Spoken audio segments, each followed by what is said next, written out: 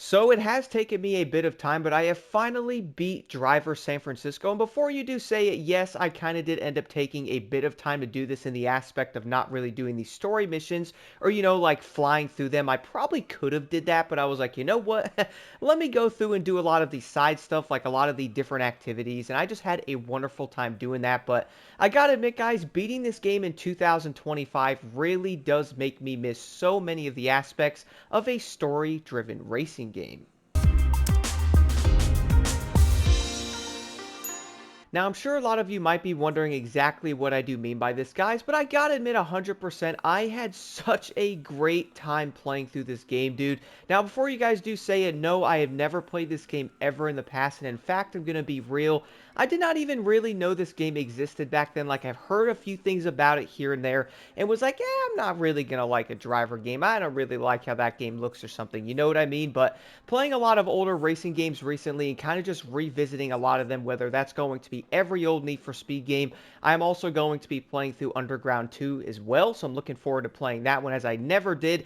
And I also do have Midnight Club 3 as well, so I'm looking forward to playing some of the most classic racing games that were some of my favorites back in the day. But with that, I was like, okay, well, I always see so many people talk so highly of Driver. Let me give this game a shot and play through it. As I did hear, it had a really good story. It was going to be interesting through the entire thing. You're also going to drive a lot of dope vehicles. And for me, though, I would say that was probably one of my favorite things about this game, which I will talk about the story in a quick second. But man, did I have so much fun on these side quests and stuff, man.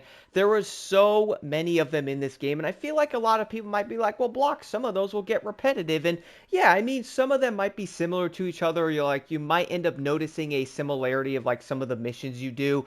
But I still really did find this really fun. Like some of them you have to like drive under a truck or something and actually like drive under them with like a faster car. Then you'll have to be like a police officer and then go bust someone. Then you have to be like a racer and then you have to go win that event. Then you have to do like a time trial. Then you have to go like smash the things. Then you're also going to have to like get to a location, keeping the heart rate up. Like it was a nice mix of different activities you would end up doing. And also, guys, I don't want to leave that out. There's also going to be the stunts around as well, whether it's going to be like go grab like a tow truck and hook up like a car to it, or go hit like a 70-meter jump, or go jump or something like that, like 150 meters in a certain amount of time, or go grab a certain vehicle and do this with it in a certain amount of time. So there's also going to be a bunch of stunts on top of all these side activities, which I really had a great time doing all of these.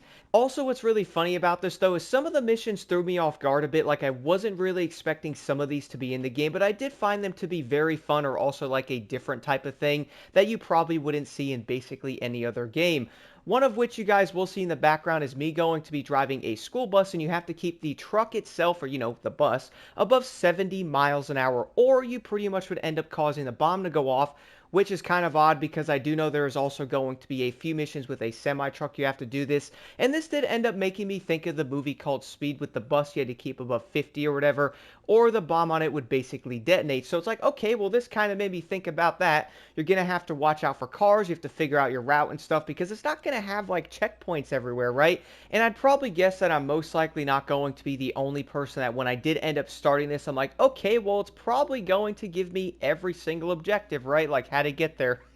Yeah, no, it basically has it like 3,000 meters away, and you're pretty much going to have to find the best way to get there, which I would say is most likely going to be the funnest way to do that, kind of like, what was it, Burnout Paradise, or even Midnight Club 3 back then, to where it had checkpoints in different places. Find the best route to get there, and it's pretty much on you. So if you are driving a bus, you have to be above 70. So, yeah, probably going to want to stay on the highway, am I right? Once you do end up doing that, though, you are going to have to watch out for corners, because if you go too fast, or you might end up being like me to where you think you could probably stop a bus doing around 90 miles an hour similar to a car, but yeah, not really, doesn't actually work like that. So I did find a lot of these side missions to be very fun, guys. I was kind of surprised on what they did have in there. Like, I do understand there is going to be like regular races and stuff, which of course this game is going to have those. I did have a good time doing those as well. Like, you pretty much would have to do like a 17-20 checkpoint race or something like that. There's also going to be team racing as well. I do not want to leave that out. Like, you have to switch between the other car and then that one, which aka your vehicle, then the other racer in there. You have to be first and second, and you will end up winning that race as long as both of you are in first and second. So you're pretty much using two different vehicles in that race. So I did find those to be really fun, kind of alongside the regular races, the checkpoint runs, and playing as like a cop or having to wreck all the street racers. Those were also going to be really fun, by the way, guys. I had a really good time with those. The reason for that is I originally thought you were pretty much having to play like the old Hot Pursuit, right? Where you chase them in that said car that you're driving. But no, you can actually switch to other vehicles basically everywhere around the map. Like, for example, they're going to be in the other lane, so you switch to those, and you can wreck the racers way faster. When I did end up discovering that, I kind of completed them much easier. Later on in the game, though, you're also going to have some of the ones that have like trucks in them, also semi-trucks as well, so it's going to make it even more interesting when you are progressing through the game itself. So some of the main events are pretty much going to change, which I would say is a good thing. On top of all of those said side activities, though, the one thing I did want to talk about with the story, man, I don't know what it is, guys, but I had such a great time with this story. I don't know if I'm losing my mind, or maybe just the newer racing games are pretty much so cooked to an extent that maybe I'm really looking for something like a story-driven racing game that's really pretty much going to be like, okay, well, here's the attention on this. Let's watch this entire thing. Let's pay attention and really see what will end up happening in there, right?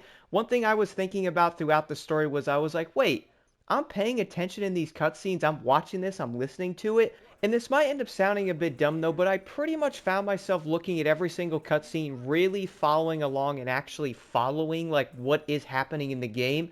And I do understand a lot of players are probably and who knows, maybe this could be with newer racing games or older ones, or maybe it might end up depending on the player itself. I don't know, but some people might end up playing a racing game and maybe just flying through the entire story, just trying to get to the end of it. That way they can just race and stuff like that. So I do understand that part, or maybe people just don't want to follow a story. Honestly, guys, I have no idea. Let me know your thoughts on that. But I gotta admit, from someone who has been playing something like Motorfest, Forza, and many of the new racing games, which I do understand Need for Speed is kind of cooked right now, even though Need for Speed always had a story. When I did end up going back in and playing Driver, dude, I was genuinely surprised how much I was enjoying this. I was really following along with how John Tanner was going to figure this out.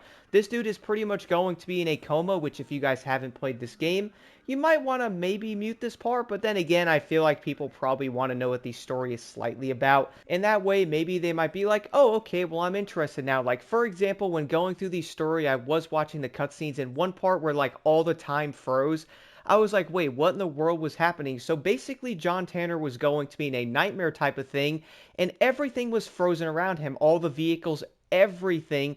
And then you were required to pretty much follow this ambulance, like tailing it. That way you can keep your heart rate up, and you would end up getting out of the nightmare. It really did make me go, huh, I wonder how this is going to tie into the game itself.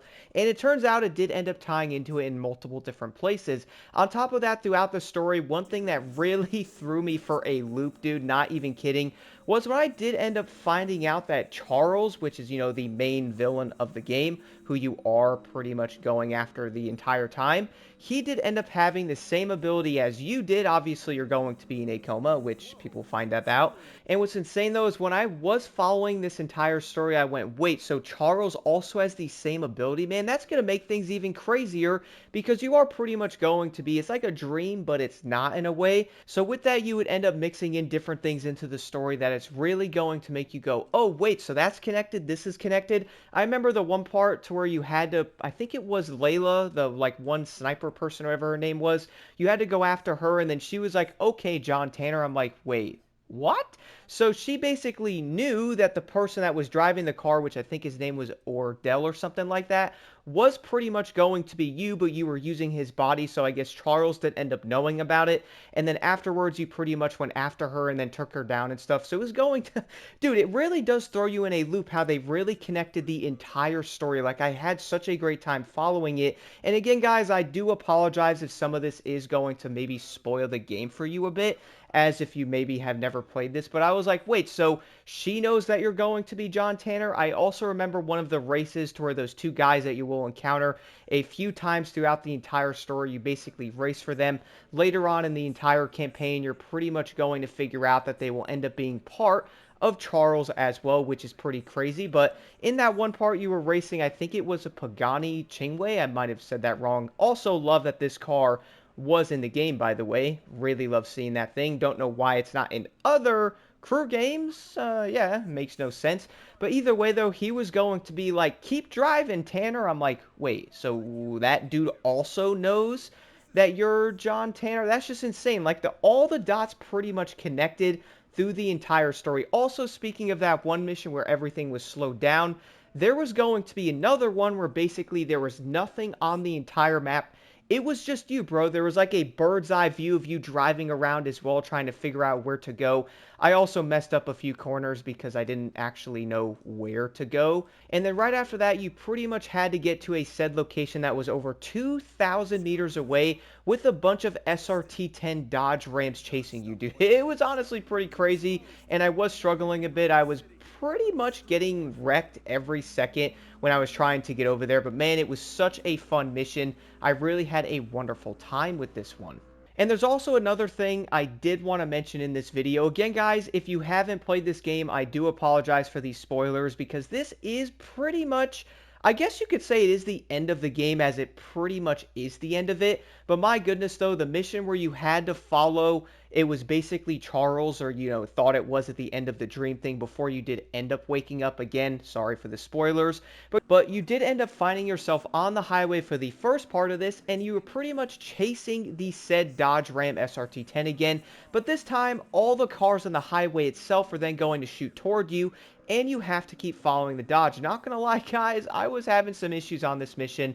I was, you know, trying to get away from the cars, but I was kind of struggling a bit. It did end up taking me probably 20, 30 plus minutes maybe to get this done. I did have a great time with it, but man, was it pretty challenging trying to stay with the truck and also not get completely destroyed by the cars that were flying into you, which made it even crazier. After that, though, you then were pretty much going to have to take down Jericho, and you also had a very similar ability. So with that, he was still going to be shooting cars at you, you know, like the lightning coming out of the ground, and the cars basically flew toward you. Really interesting time. But in that part, though, you pretty much had to use your main driver ability and then spawn to a car in front of him and then shoot it into him to take the truck down, man. It was honestly a really fun mission. It did throw me for a loop because I was like, wait, so I have to switch to other vehicles and throw them into him, and I was doing that, then he would throw the vehicles into me, and it was a really fun mission, and I was like, this has to be the end, dude. It's got to be the end of the game, and surely enough, it really was. Not too long after that, though, you did end up pretty much waking up in the hospital, and then Jones, which is going to be his main partner, did end up running over to him. He was like, I have to get to the city. Something is going down with Charles or something like that, and there was a thing on the news about it, so the guy did end up giving you his Camaro, and you pretty much did end up heading into the city. One thing that blew my mind with this dude was the entire dust cloud storm thing that did end up happening. That was crazy looking, bruh.